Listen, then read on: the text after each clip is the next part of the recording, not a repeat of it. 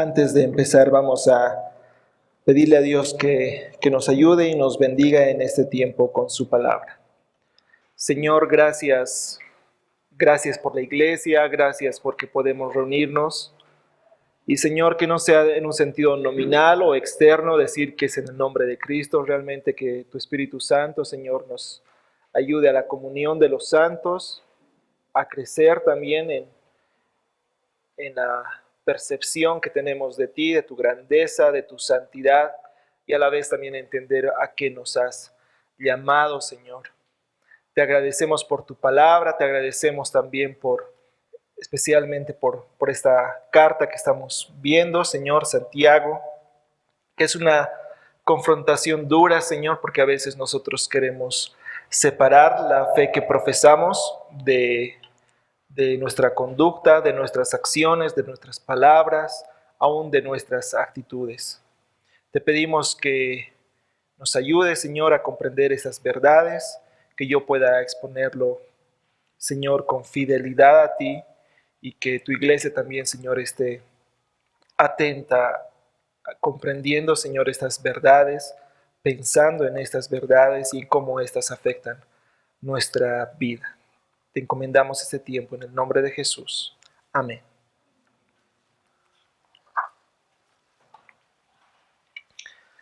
Cuando poníamos el título del Evangelio según Santiago, en un sentido era plantear la unidad de pensamientos que hay en la palabra de Dios. Cuando habíamos empezado Santiago, habíamos hablado de que al principio había algunos que se resistían a esta carta y la veían ajena al canon bíblico, ¿no? Que ponían en tela de juicio si esta era realmente la palabra de Dios, si esta carta era la palabra de Dios. Y tenía que ver con el mensaje, ¿no? Con que podían entender ellos, quienes se oponían a eso, que este mensaje, el mensaje de Santiago, era contrario al evangelio que Pablo, por ejemplo, desarrolla a través de todas sus cartas, en especial en Romanos.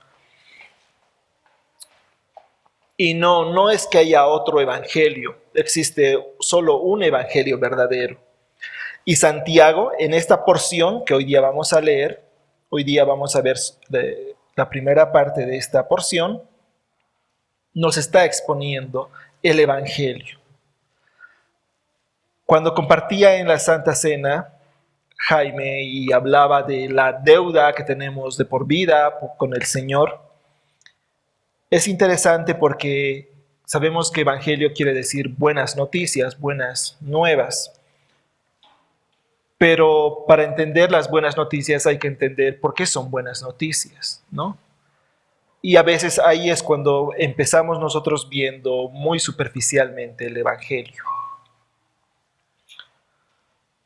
Santiago en esta porción nos va a ayudar a ver con mayor profundidad, va a meter siquiera en el dedo en la llaga.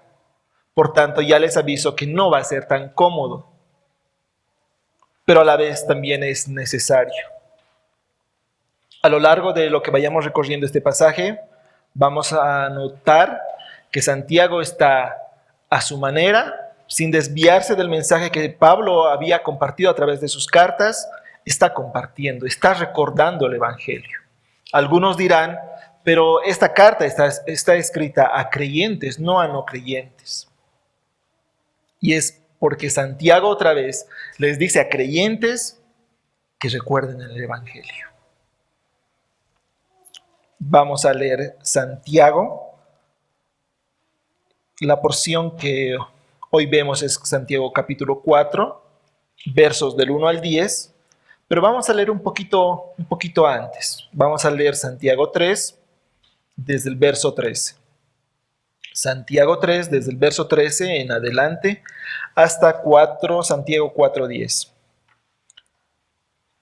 Previo a eso, Santiago nos está hablando, ¿no?, de la conducta, ¿sí? Que nuestra conducta tiene que ser acorde a la fe que profesamos. Que seamos hacedores de la palabra y no tan solamente oidores.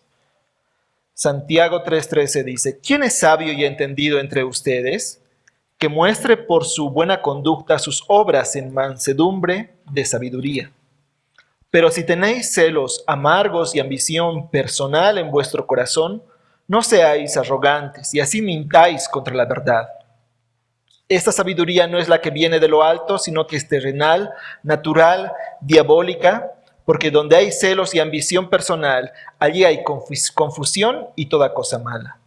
Pero la sabiduría de lo alto es primeramente pura, después pacífica, amable, condescendiente, llena de misericordia y de buenos frutos, sin vacilación, sin hipocresía. Y la semilla cuyo fruto es la justicia se siembra en paz por aquellos que hacen la paz. Y empieza Santiago 4. ¿De dónde vienen las guerras y los conflictos entre vosotros? ¿No vienen de vuestras pasiones que combaten en vuestros miembros?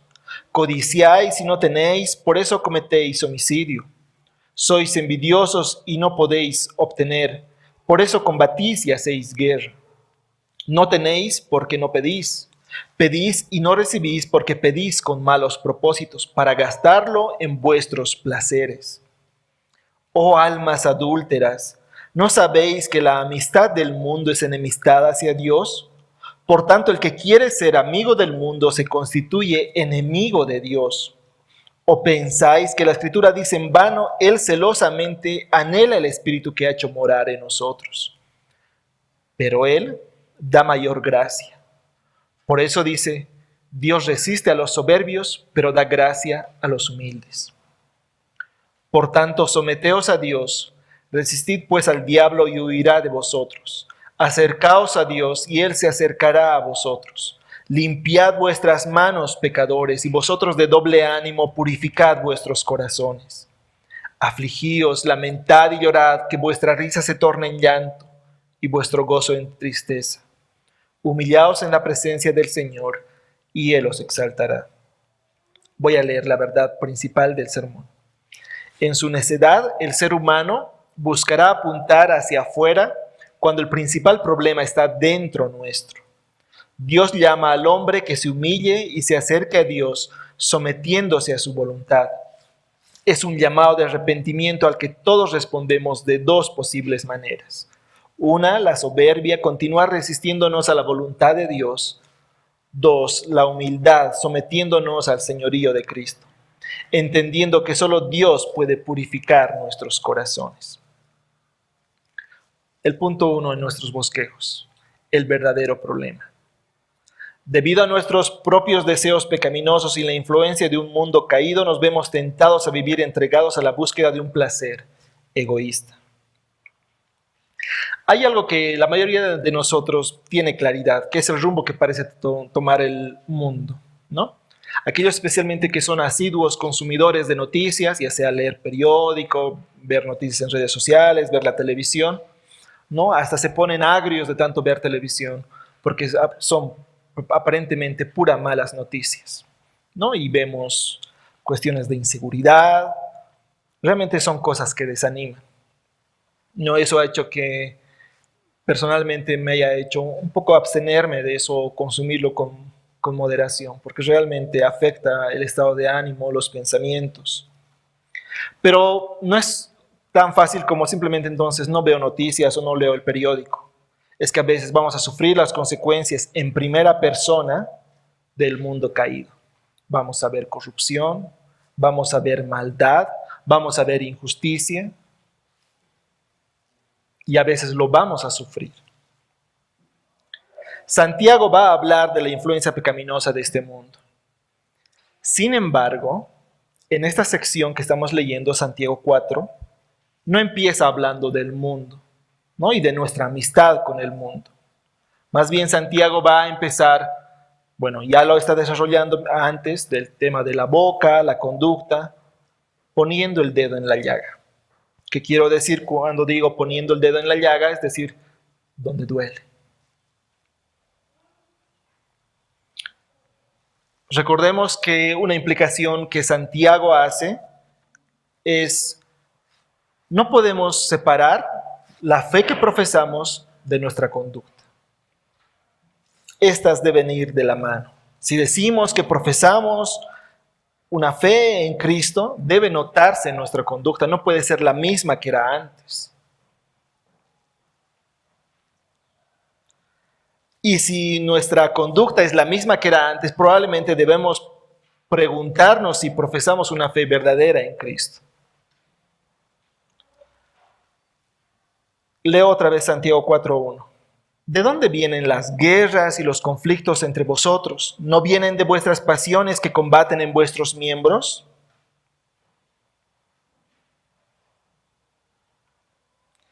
Y la respuesta a esto es que el origen del pecado está dentro del corazón humano. Y a través de Santiago hemos ido viendo esta verdad vez tras vez. No tengo que buscar afuera, sino más bien tengo que buscar dentro de mí. Corrientes como el humanismo van a decir que la solución más bien está dentro de nosotros, ¿no? Ideas como solo sigue tu corazón, la respuesta está en tu corazón, o frases tal vez semejantes que ustedes han escuchado o probablemente en algún momento han abrazado. Pero la Biblia nos enseña lo contrario. No es que la respuesta está dentro de nosotros, sino que más bien el problema está dentro de nosotros. El apóstol Pablo, en su desarrollo del Evangelio, y sabemos que Romanos, la carta a los Romanos es la carta que más desarrolla el Evangelio, dice en el capítulo 7, si me acompañan con sus Biblias, Romanos 7, verso 14 en adelante.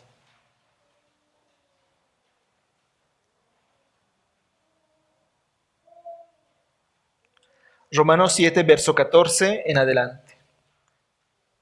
Porque sabemos que la ley es espiritual, pero yo soy carnal, vendido a la esclavitud del pecado. Porque lo que hago no lo entiendo, porque no practico lo que quiero hacer, sino que lo que aborrezco, eso hago. Y si lo que no quiero hacer, eso hago, estoy de acuerdo con la ley, reconociendo que es buena. Así que ya no soy el que lo hace, sino el pecado que habita en mí. Porque yo sé que en mí, es decir, en mi carne, no habita nada bueno. Porque el querer está presente en mí, pero el hacer el bien, no. Pues no hago el bien que deseo, sino que el mal que no quiero, eso practico. Y si lo que no quiero hacer, eso hago, ya no soy yo el que lo hace, sino el pecado que habita en mí. Así que queriendo yo hacer el bien, hallo la ley de que el mal está presente en mí. Porque en el hombre interior me deleito con la ley de Dios, pero veo otra ley en los miembros de mi cuerpo que hace guerra contra la ley de mi mente y me hace prisionero de la ley del pecado que está en mis miembros. Miserable de mí, ¿quién me libertará de este cuerpo de muerte? Algunos de los pensamientos que voy a comentar a continuación los he tomado de comentarios de la Biblia de Estudio de la Reforma. Cuando el apóstol Pablo se refiere al pecado que habita en sus miembros, está hablando del pecado que todavía está afectando a Pablo. Ahora, hay varias interpretaciones de cómo entender esta parte, ¿no? Varios que han dicho, ¿a qué se está refiriendo? Y hay quienes van a decir, y no voy a mencionar con detalle cada una de las interpretaciones que hacen a este pasaje que acabo de leer, pero voy a mencionar algunos. Por ejemplo, hay quienes dicen que Pablo está hablando de esta porción de una persona no regenerada, es decir, de un no creyente. Hay otros que más bien entienden esta porción donde dice, pero yo soy carnal, miserable de mí, ¿quién me libertará de este cuerpo de muerte?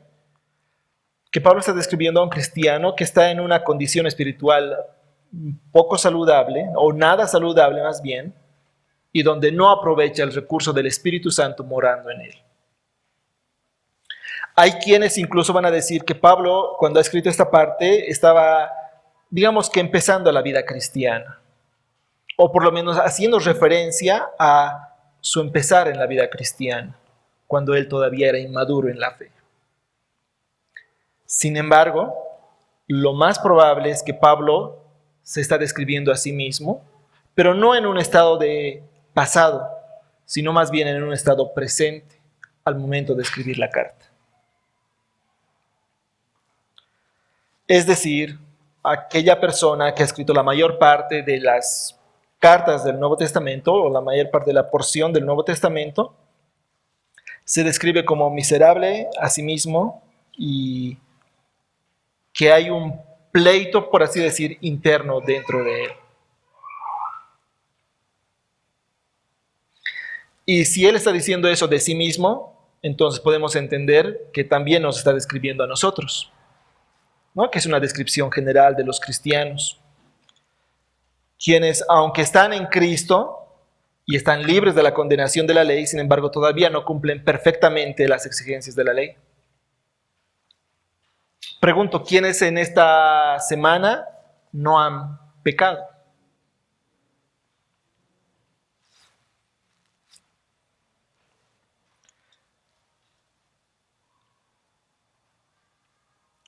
Pablo está describiendo un profundo conflicto que todo cristiano encuentra inherente a su vida, a su nueva vida en Cristo.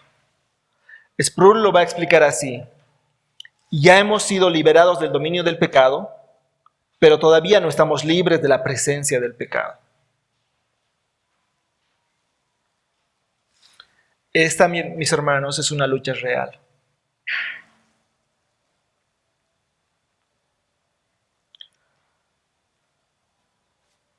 Y hay quienes querrán quedarse con la idea de que cuando está describiendo esto está hablando de no creyentes. Por lo menos Santiago 4:1. Pero recordemos que Santiago ha sido escrita ¿a qué? A creyentes judíos. Y a creyentes judíos les está diciendo de dónde vienen las guerras y los conflictos entre ustedes.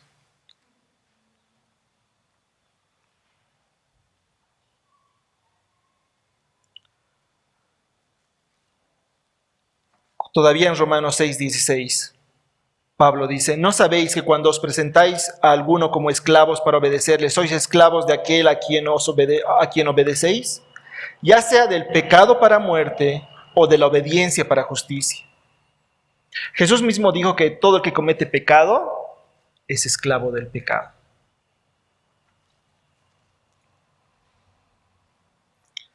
Entonces, esta descripción de aquello que quiero hacer y no lo puedo hacer y aquello que no quiero hacer es lo que hago, es una descripción ¿de qué?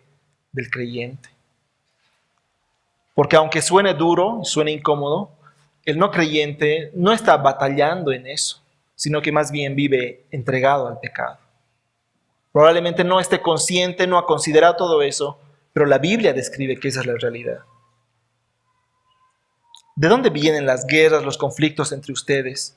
¿No vienen de sus pasiones que combaten en vuestros miembros? Dice Santiago 4:1.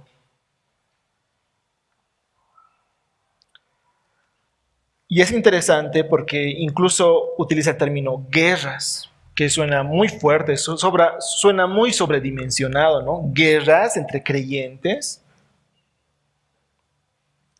Y es interesante porque cuando Santiago está formulando la primera pregunta, ¿de dónde vienen las guerras y los conflictos entre vosotros?, él mismo responde en el mismo versículo formulando una segunda pregunta. ¿No vienen de vuestras pasiones que combaten en vuestros miembros? Y la respuesta es que sí. Vienen de nuestras pasiones.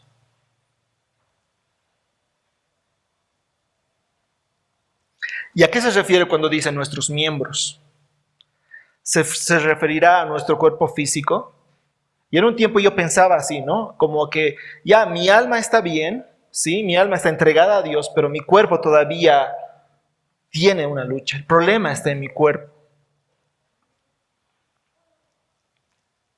Pero no se está refiriendo a eso.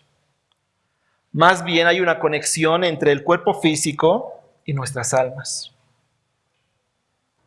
Y este versículo está hablando del efecto que tiene el pecado en nuestras almas. Recuerden que en el verso 14 después va a decir: oh almas adúlteras. De ahí que otras traducciones, en vez de traducir en nuestros miembros, cuando dice no vienen de vuestras pasiones que combaten en vuestros miembros, lo va a traducir como dentro de ustedes mismos o en su interior. Es decir, podemos apuntar y decir es que la corrupción en Bolivia, es que esto los políticos, es que estas injusticias estoy viendo o me están pasando, pero Santiago está diciendo que el problema principalmente está en nosotros. dentro de nosotros.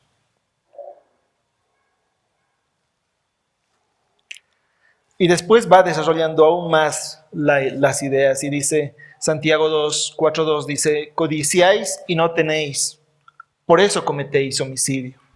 Sois envidiosos y no podéis obtener, por eso combatís y hacéis guerra. No tenéis porque no pedís.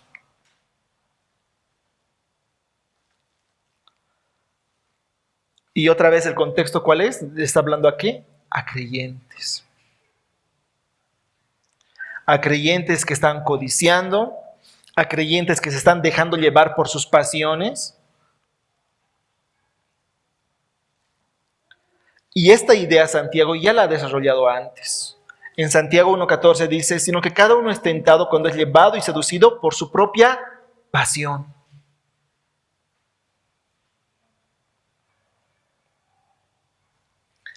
Y Santiago también explica que podemos preciarnos, por ejemplo, de que más o menos guardamos algunos mandamientos, ¿no? Y decir, generalmente no me caracteriza, por así decir, la mentira. Yo no lucho con eso. Pero probablemente estás quebrantando otros mandamientos, ¿no? Y Santiago juega con eso, ya lo hemos visto en anteriores oportunidades. Así que no podemos guardar completa y perfectamente la ley de Dios. Santiago 2:11 dice, pues el que dijo, no cometas adulterio, también dijo, no mates. Ahora bien, si tú no cometes adulterio, pero matas, te has convertido en transgresor de la ley. Es decir, no está en nuestra potestad decir, yo cumplo esta ley de Dios, pero incumplo esta otra. Y eso nos muestra el terrible problema en el que estamos. Porque como hemos dicho en un principio, no tenemos la capacidad para poder cumplir perfectamente la ley de Dios. Y si Dios es un Dios santo, tendrá que obrar con justicia y estamos en problemas.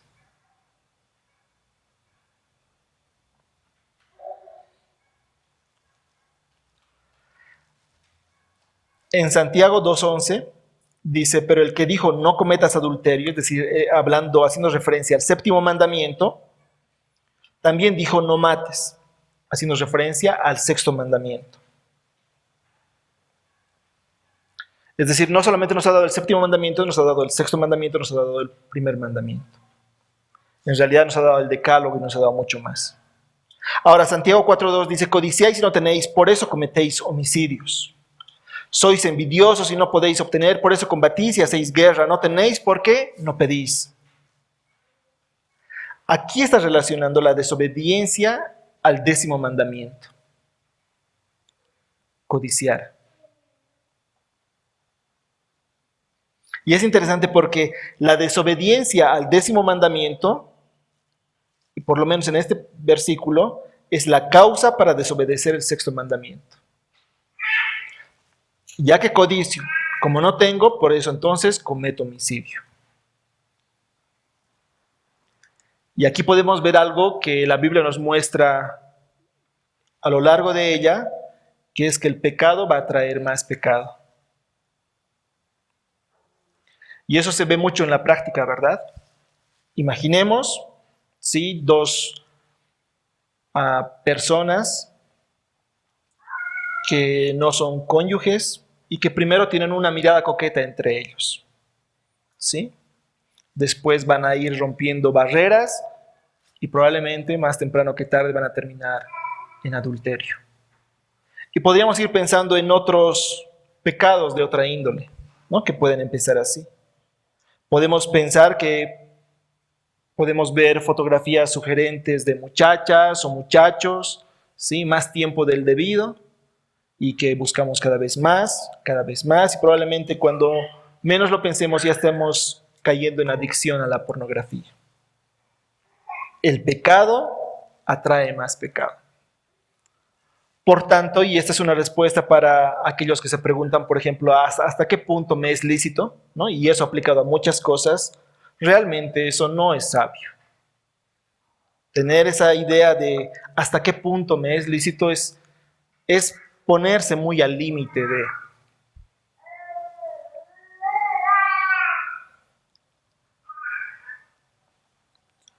Codiciamos, volviendo a Santiago 4:2, codiciamos y no tenemos, por eso cometemos homicidios.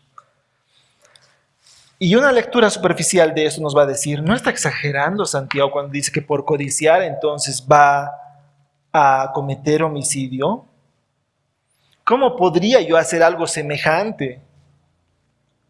Lo cierto es que podemos ver ejemplos bíblicos y varios con esta descripción. Codician y al no tener están dispuestos a matar.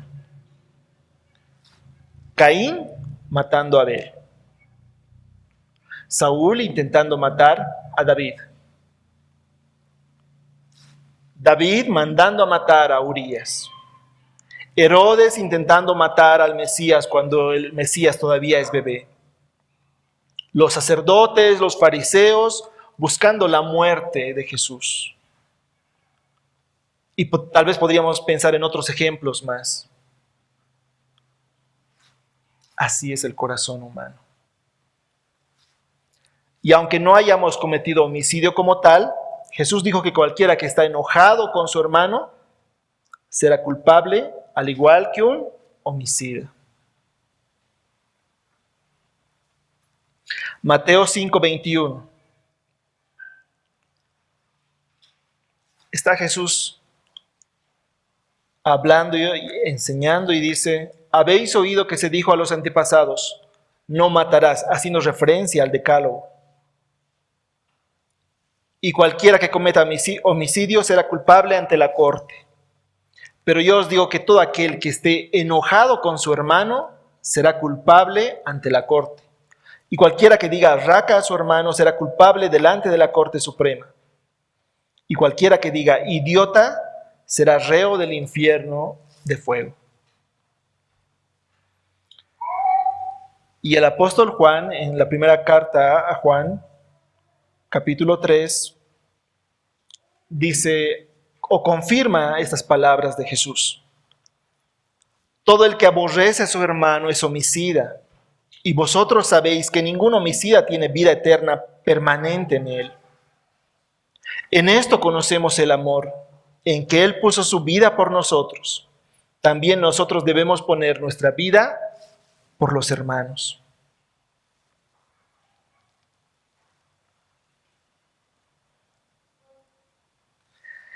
En el contexto de estos versículos, tanto en Primera de Juan como en Mateo, es interesante porque probablemente habla de enemistad entre hermanos, ¿no? Y pueda venir en nuestros pensamientos nuestros hermanos de sangre. Y tal vez por aplicación se podría extender a eso.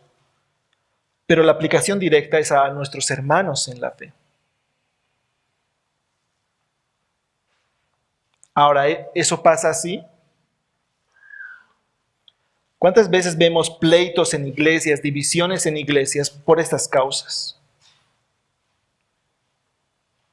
Volviendo a Santiago, codiciáis y no tenéis, por eso cometéis homicidio. Sois envidiosos y no podéis obtener, por eso combatís y hacéis guerra. No tenéis porque no pedís. Como codicio y luego no obtengo lo que yo estoy codiciando, entonces me da envidia que otro sí lo tenga y lo sufro. No, y algo de la envidia es que es un pecado que ni siquiera, porque muchos pecados probablemente tengan un disfrute temporal, no aunque corto. Pero en el caso de la envidia no es así.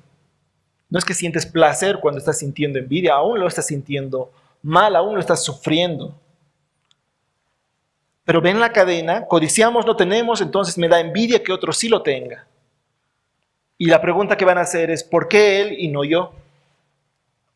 ¿Por qué a ella la elogian y no a mí?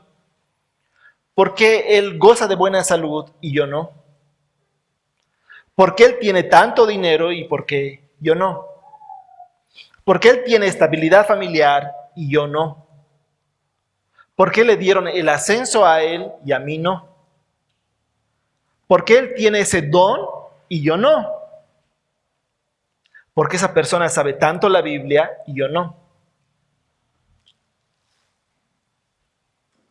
Y podríamos pensar en el por qué, y yo no. ¿Por qué la ofrenda de mi hermano le agradó a Dios más que la mía? ¿Por qué será David el nuevo rey y yo ya no? ¿Por qué ha de levantarse un rey de los judíos si yo soy el rey acá? ¿Por qué reconocen como autoridad espiritual a Jesús y no a nosotros, podrían decir los sacerdotes? ¿Y se dan cuenta cómo hemos ido enlazando? Pensamientos que en lo cotidiano nosotros tenemos no distan mucho de pensamientos que han tenido personajes en la Biblia que han pecado.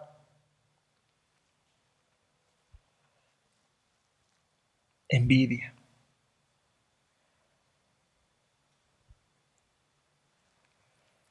Codiciamos, no tenemos lo que codiciamos, entonces envidiamos y al no obtenerlo, combatimos, hacemos guerra. ¿Esto cómo afecta a las iglesias? Lamentablemente, y sería interesante revisar estadísticas, pero generalmente la razón en las divisiones o de pleitos en las iglesias no es por un tema de celo o de buscar una sana doctrina.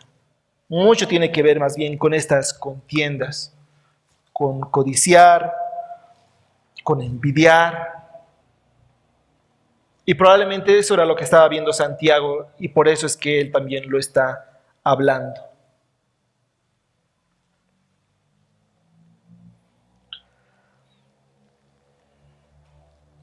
Y aquí va la pregunta, ¿no? ¿Qué es lo que estamos alimentando en nosotros? ¿Estamos alimentando nuestras pasiones? ¿Estamos alimentando la búsqueda de placer en sí mismo? La marca del creyente más bien debería ser que el creyente se esfuerce por hacer la voluntad del Señor, ¿no? Y aunque hay cosas en las cuales no es tan clara, sí hay una voluntad decretada, ¿no? Una voluntad que ha sido revelada en su palabra.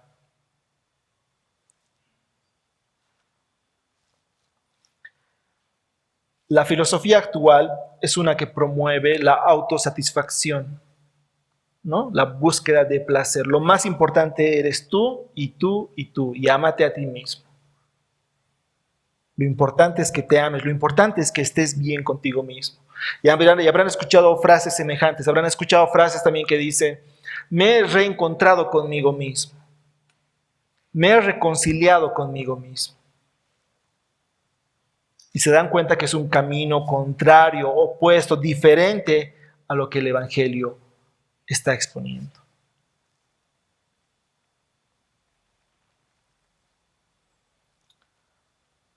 La última parte de Santiago 4:2 dice, no tenéis porque no pedís. Pedís y no recibís porque pedís con malos propósitos, para gastarlo en vuestros placeres.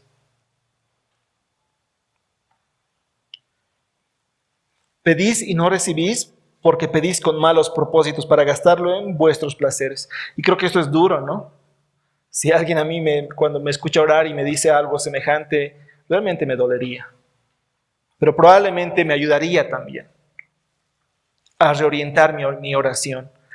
El día jueves veíamos en Filipenses 4:6 cómo tendría que ser nuestra oración, ¿no? Y hablaba de orar con súplicas y acción de gracias. Pero acá está hablando de una vereda opuesta, de algo totalmente diferente. Pedir con malos propósitos. Y generalmente va a ser una búsqueda de placer egoísta. Muchos habremos escuchado, ¿no? La idea de seguir tus sueños, sin importar, sin cotejar, sin ver si esos sueños son voluntad de Dios.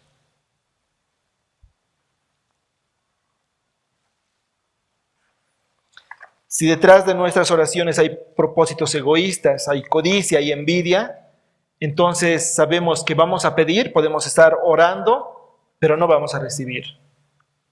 Porque nuestras oraciones, nuestras peticiones no apoyan nuestra santificación.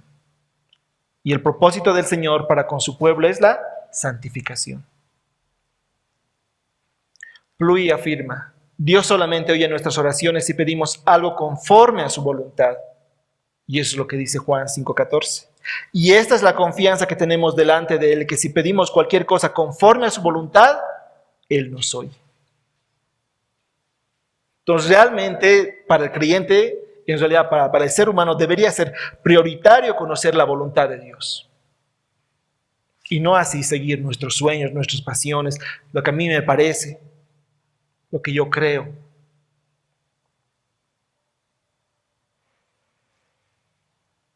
Si nuestras peticiones no son conforme a la voluntad decretada de Dios, es decir, lo que ya está revelado en la Biblia, ya sabemos que estas no van a ser oídas por Dios. En otras palabras, son palabras lanzadas al aire, ¿no? Al viento. Y esta es la confianza que tenemos delante de Él, que si pedimos cualquier cosa conforme a su voluntad, Él nos oye. ¿Cuán diferente es esto a las corrientes contemporáneas, aún dentro de las iglesias, ¿no? Donde hablan de arrebatar, donde hablan de decretar, donde hablan de exigirle a Dios?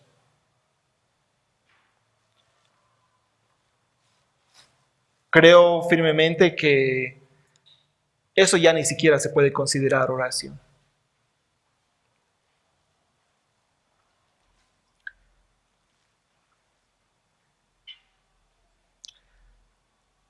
Ahora, si eso ya nos parece pesado, si eso ya nos parece difícil, si eso ya nos parece que son malas noticias, pongámosle más peso, ¿no? Es como cuando estás en el gimnasio y estás levantando una pesa y la estás levantando apenas y de repente alguien viene y te pone una pesa más, ¿no? Le pone más peso. Pues bien, vamos a hacer ese ejercicio, porque Santiago hace ese ejercicio. Encima que debo luchar con lo que hay en mi corazón, además debo lidiar y enfrentar una influencia pecaminosa del mundo. Cuando hablamos del mundo nos vamos a referir al sistema de valores que dirige y gobierna la sociedad. Son personas pecadoras guiando a pecadores. Entonces, si pecadores están guiando a pecadores, ¿a qué los van a guiar? A pecar. Promoviendo leyes y filosofías injustas, ¿no? El tema de la corrupción, lo que habíamos hablado en un principio. Promoviendo leyes y filosofías anti-Dios, promoviendo antivalores, promoviendo el individualismo, promoviendo el relativismo, promoviendo la superficialidad, promoviendo el materialismo, promoviendo lo obsceno y queriendo normalizarlo además, promoviendo el adulterio como algo normal y, como ahora vemos, promoviendo la muerte. Una cultura de muerte. Y si bien sabemos que tras bambalinas está Satanás, ¿no? Influenciando, promoviendo, buscando destruir, buscando matar, buscando destrucción. A veces lo que queremos hacer es engañarnos y pensar que el mundo no está tan mal. Es decir, solamente en el tema espiritual, en el tema de la salvación probablemente, pero después no.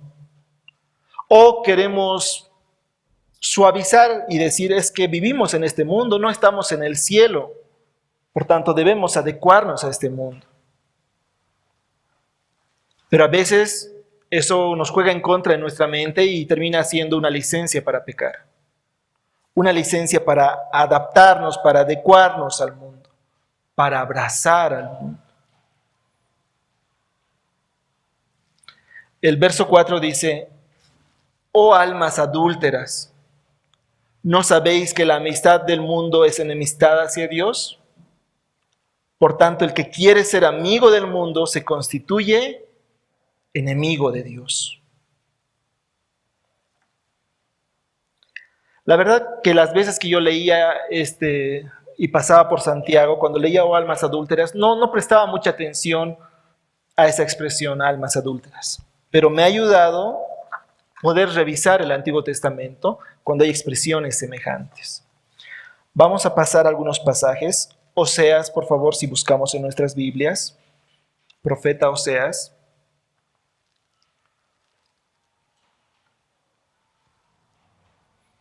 Profeta Oseas, capítulo 1.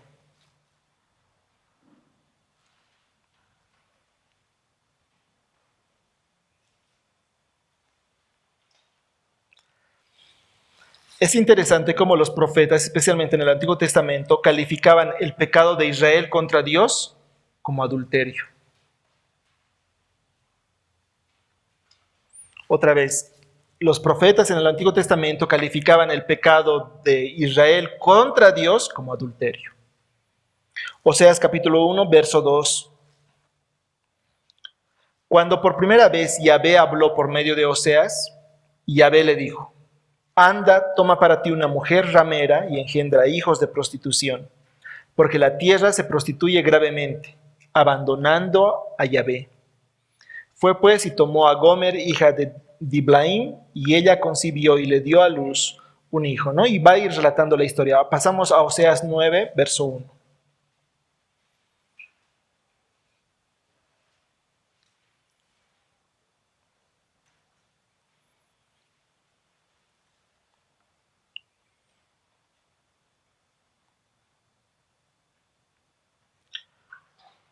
No te alegres, Israel, con gran júbilo como las naciones, porque te has prostituido. Abandonando a tu Dios, has amado el salario de ramera sobre todas las eras de grano. El mensaje de Oseas es evidenciar el comportamiento de Dios para con su pueblo y a la vez evidenciar el comportamiento de su pueblo para con Dios. ¿No? Y la idea es que coloca figuras. Osea era el esposo que debía amar a su esposa a pesar de que su esposa le era infiel, y le era infiel en repetidas oportunidades. Y Dios pone el paralelo. ¿En qué sentido? En que Dios es el esposo y su pueblo es la esposa o la novia, si quiere. Dios es fiel al pacto, Dios ama a su esposa, pero su esposa, es decir, su pueblo, Israel, no valora eso, sino que comete adulterio varias veces. Se va en pos de otros dioses.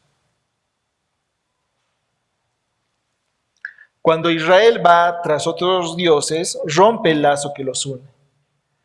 Y está en adulterio, está fornicando.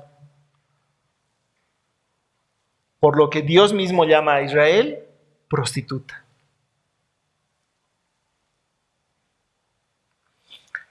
Es fuerte. Dios llamando a su pueblo prostituta. Dios es celoso. Vamos a pasar a otro pasaje y este lo vamos a leer todavía con más detalle. Ezequiel, el profeta Ezequiel, capítulo 16.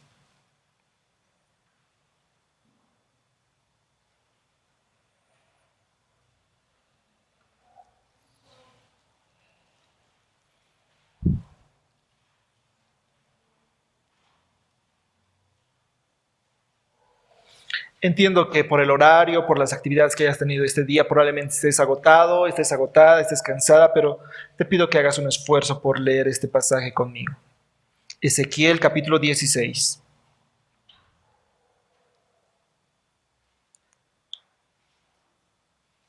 Y que puedas leerlo con detenimiento y con entendimiento. Entonces vino a mí la palabra de Yahvé diciendo: Hijo de hombre, haz saber a Jerusalén sus abominaciones. Y di: así dice Yahvé a Jerusalén: por tu origen y tu nacimiento, eres de la tierra del cananeo. Tu padre era amorreo y tu madre hitita. En cuanto a tu nacimiento, el día que naciste no fue cortado tu cordón umbilical, ni fuiste lavada con agua para limpiarte. No fuiste frotada con sal ni envuelta en pañales. Ningún ojo se apiadó de ti para hacer por ti algunas de estas cosas, para compadecerse de ti, sino que fuiste echada al campo abierto, porque fuiste aborrecida el día en que naciste. Yo pasé junto a ti y te vi revolcándote en tu sangre. Mientras estabas en tu sangre te dije: vive. Sí, te dije mientras estabas en tu sangre: vive. Te hice tan numerosa como la hierba del campo, y creciste, te hiciste grande y llegaste a la plenitud de tu hermosura. Se formaron tus pechos y creció tu pelo, pero estabas desnuda y descubierta. Entonces pasé junto a ti y te vi, y he aquí tu tiempo era tiempo de amores. Extendí mi manto sobre ti y cubrí tu desnudez. Te hice juramento y entré en pacto contigo, declara el Señor Yahvé, y fuiste mía. Te lavé con agua, te limpié la sangre y te ungí con aceite. Te vestí con tela bordada y puse en tus pies sandalias de piel de marsopa. Te envolví con lino fino y te cubrí con seda. Te engalané con adornos, puse brazaletes en tus manos y un collar a tu cuello. Puse un anillo en tu nariz, pendientes en tus orejas y una hermosa corona en tu cabeza. Estabas adornada con oro y plata y tu vestido era de lino fino, seda y tela bordada. Comías flor de harina, miel y aceite. Eras hermosa en extremo y llegaste a la realeza. Entonces tu fama se divulgó entre las naciones por tu hermosura que era perfecta. Gracias al esplendor que yo puse en ti, declara el Señor Yahvé. Pero tú confiaste en tu hermosura, te prostituiste a causa de tu fama y derramaste tu prostitución a todo el que pasaba, fuera quien fuera. Tomaste algunos de tus vestidos y te hiciste lugares altos de varios colores y te prostituiste en ellos, cosa que nunca debiera haber sucedido, ni jamás sucederá. Tomaste también tus bellas joyas de oro y de plata que yo te había dado, y te hiciste imágenes de hombres para prostituirte con ellas. Tomaste tu tela bordada y las cubriste, y ofreciste ante ellas mi aceite y mi incienso. También te di mi pan, la flor de harina, el aceite y la miel con que yo te alimentaba, y lo ofrecías ante ellas como aroma agradable. Así sucedió, declara el Señor Yahvé. Tomaste además a tus hijos y a tus hijas que habías dado a luz para mí, y se los sacrificaste como alimento. ¿Acaso eran poca cosa tus prostituciones? ¿Para qué matarás a mis hijos y se los ofrecerás haciéndolos pasar por fuego? Y en todas tus abominaciones y prostituciones, ¿no te acordaste de los días de tu juventud, cuando estabas desnuda y descubierta y revolcándote en tu sangre? Paso al verso 25. En toda cabecera de camino te edificaste tu lugar alto, y abominable hiciste tu hermosura, y te entregaste a todo el que pasaba, y multiplicaste tu prostitución. También te prostituiste a los egipcios, tus vecinos de cuerpos robustos, y multiplicaste tu prostitución para provocarme a ira. Verso 28. Además te prostituiste a los asirios porque no te habías saciado. Te prostituiste a ellos y ni aun entonces te saciaste. También multiplicaste tu prostitución en la tierra de los mercaderes. Verso 30. Qué débil es tu corazón, declara el Señor Yahvé, cuando haces todas estas cosas, las acciones de una ramera desvergonzada. Verso 32. Mujer adúltera, que en lugar de su marido recibe a extraños. ¿Ven el terrible juicio de Dios sobre Israel? No es poca cosa.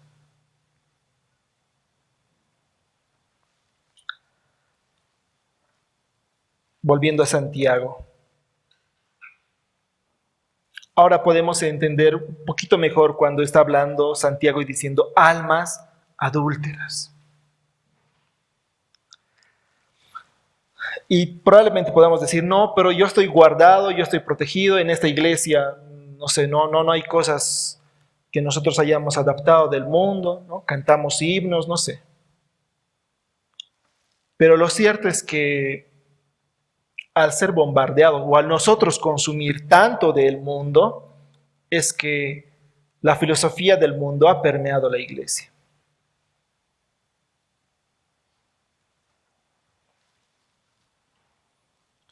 Y probablemente queremos quedar bien con Dios y también queremos quedar bien con el mundo. ¿Cómo ve Dios eso?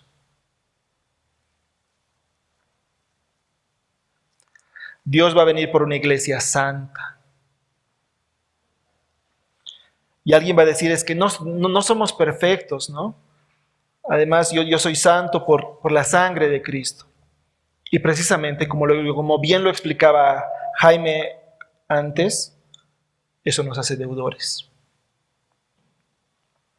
Y además debemos de entender que Cristo nos ha rescatado con el precio de su sangre, no para que vivamos vidas como las de antes, ni siquiera para que sea Él un añadido en nuestras vidas. Cristo nos ha rescatado con el precio de su sangre para hacer el todo en nuestras vidas. Ahora la pregunta ¿es así? ¿O al final termina siendo un añadido más en nuestras vidas? ¿O al final se trata solamente de asistir a reuniones, de colocarse sermones, pero a la vez nuestro corazón, nuestras pasiones, nuestra conducta, nuestros pensamientos?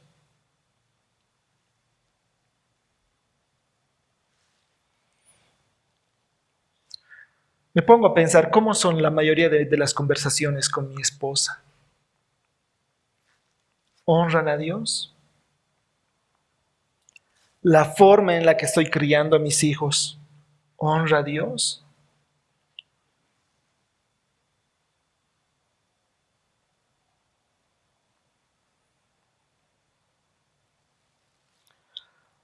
¿O es que he llegado a creer que, así como los no creyentes creen que la responsabilidad de la educación de sus hijos está en el Estado, ¿no? O en los colegios, así también como creyente yo pienso que por traer a mis hijos y llevarlos a la escuela dominical es responsabilidad de la iglesia educarlos o enseñarles la palabra, cuando es responsabilidad de los padres?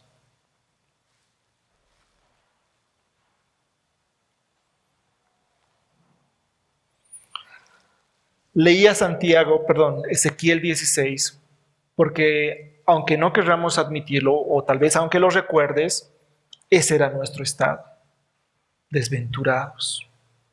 Y Dios nos ha rescatado de un estado así. Pero no para volver a ese estado anterior, no para volver a como antes vivíamos, no para pensar como antes pensábamos, no para actuar como antes actuábamos. Dios debe ser nuestro todo.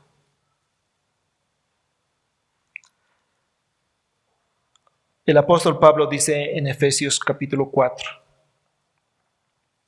verso 17 en adelante: esto digo pues y afirmo juntamente con el Señor, que ya no andéis así como andan también los gentiles, refiriéndose a los no creyentes, en la vanidad de su mente, entenebrecidos en su entendimiento, excluidos de la vida de Dios por causa de la ignorancia que hay en ellos, por la dureza de su corazón.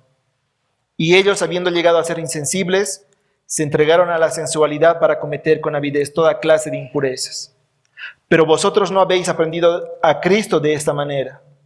Si en verdad lo oísteis y habéis sido enseñados en él, conforme a la verdad que hay en Jesús, que en cuanto a vuestra anterior manera de vivir, os despojéis del viejo hombre, que se corrompe según los deseos engañosos, y que seáis renovados en el espíritu de vuestra mente, y os vistáis del nuevo hombre, el cual en la semejanza de Dios ha sido creado en la justicia y santidad de la verdad. Por tanto, dejando a un lado la falsedad, hablad verdad cada cual con su prójimo, porque somos miembros los unos de los otros.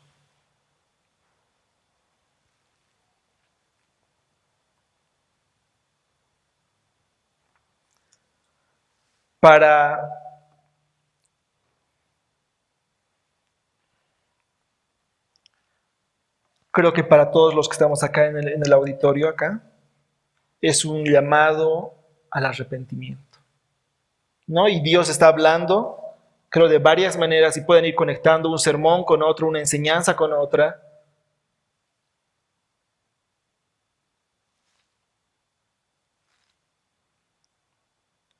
Lo que estamos viendo es el Evangelio según Santiago. Volver al Evangelio, entender la gravedad del problema.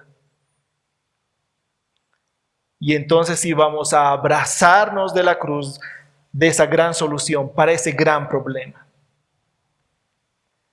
Es entender que no todo está bien, que aún como creyentes va a haber una lucha en nosotros.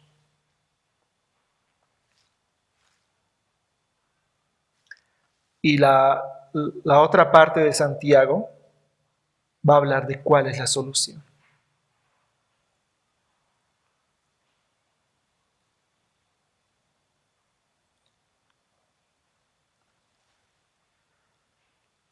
Había una pregunta que había hecho al principio, es ¿por qué se habla del Evangelio si es que el auditorio eran creyentes, ¿no? Eran creyentes judíos. Y la respuesta para los creyentes es que el Evangelio lo es todo. Como creyentes es necesario recordar, volver al Evangelio. Y para aquellos que no habían entendido estas verdades o que no habían respondido a estas verdades, también es un llamado al arrepentimiento. Que vean la gravedad de su maldad delante de Dios y que se arrepientan.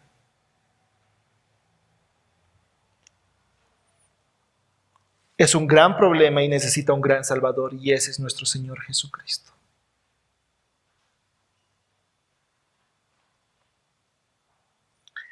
El llamado de hoy es primero a examinarnos, a arrepentirnos. ¿Cómo examino mi vida a la luz de la palabra de Dios? ¿Cómo son mis oraciones? ¿O mis oraciones son solamente peticiones y peticiones y peticiones y peticiones? Como una lista de supermercado. ¿Cuál es el propósito general de mis oraciones? Y a la vez tal vez preguntar, ¿mis oraciones son contestadas?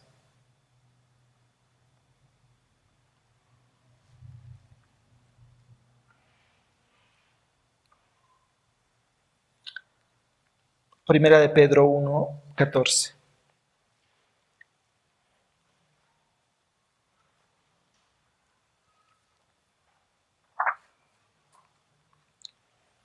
Primera de Pedro 1:14. Como hijos obedientes, no os conforméis a los deseos que antes teníais en vuestra ignorancia, sino que así como aquel que os llamó es santo, así también sed también vosotros santos en toda vuestra manera de vivir. Porque escrito está, sed santos porque yo soy santo.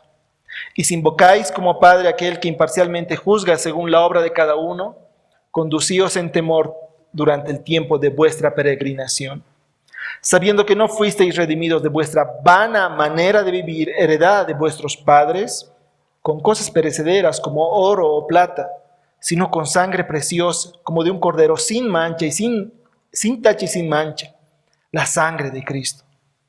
Porque Él estaba preparado desde antes de la fundación del mundo, pero se ha manifestado en estos últimos tiempos por amor a vosotros, que por medio de Él sois creyentes en Dios, que le resucitó de entre los muertos y le dio gloria, de manera que vuestra fe y esperanza sea en Dios. Puesto que en obediencia a la verdad habéis purificado vuestras almas para un amor sincero de hermanos, amaos unos a otros entrañablemente de corazón puro. Pues habéis nacido de nuevo, no de una simiente corruptible, sino de una que es incorruptible, es decir, mediante la palabra de Dios, que vive y permanece. Y si amas a tu prójimo que no es creyente, si realmente tu deseo es alcanzarlos, la solución no es siendo como ellos. Ninguno de nosotros puede decir que ha nacido siendo creyente, por más que haya nacido en una iglesia cristiana. Así que el camino no es siendo como ellos. Y otra vez, que no se me malentienda, no hablo de superioridad, de sentirnos superiores, porque entendamos que es por gracia. Hemos visto Ezequiel 16, cuál era nuestro estado, cuál era nuestra necesidad, siendo inmerecedores, por eso es gracia.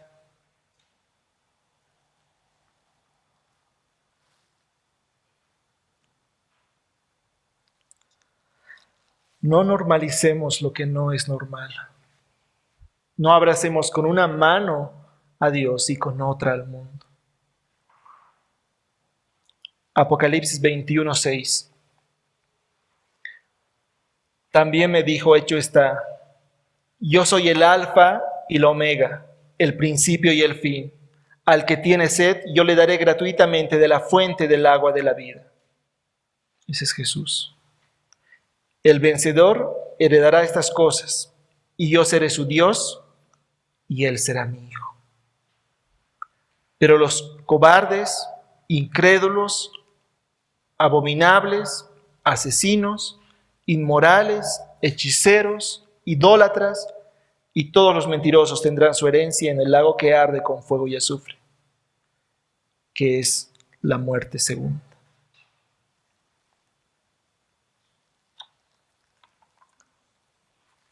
Que pueda ser un ánimo no solamente temporal, que nos haga ver el Evangelio, sino también examinarnos a nosotros mismos a la luz del Evangelio. Y probablemente debamos volver al Evangelio. Que en nuestras oraciones podamos pedir perdón a Dios por nuestras oraciones con malos propósitos. Que podamos entender que son dos frentes, ¿no? Que son el origen del pecado o que con el pecado con el que batallamos. Uno es externo, el mundo y su influencia pecaminosa en nosotros. Pero hay una batalla que se libra dentro de nosotros, en nuestros corazones. Vamos a orar.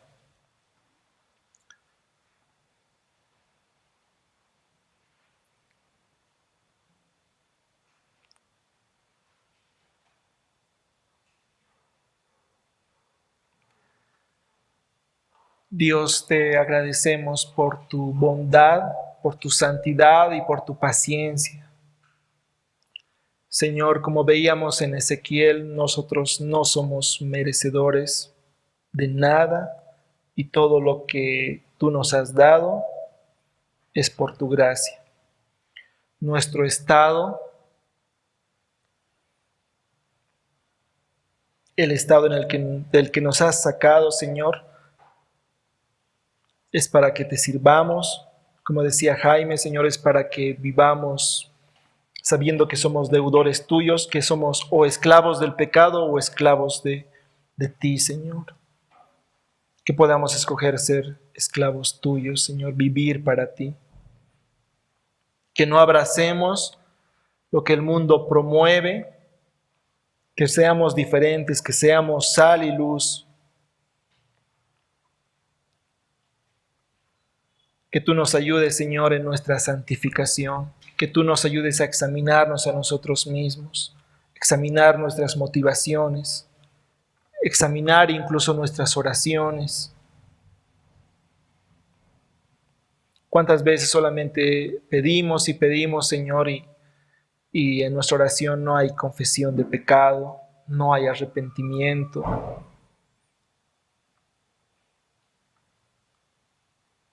Y Señor, tú nos llamas incluso a confesarnos nuestros pecados los unos a los otros, Señor.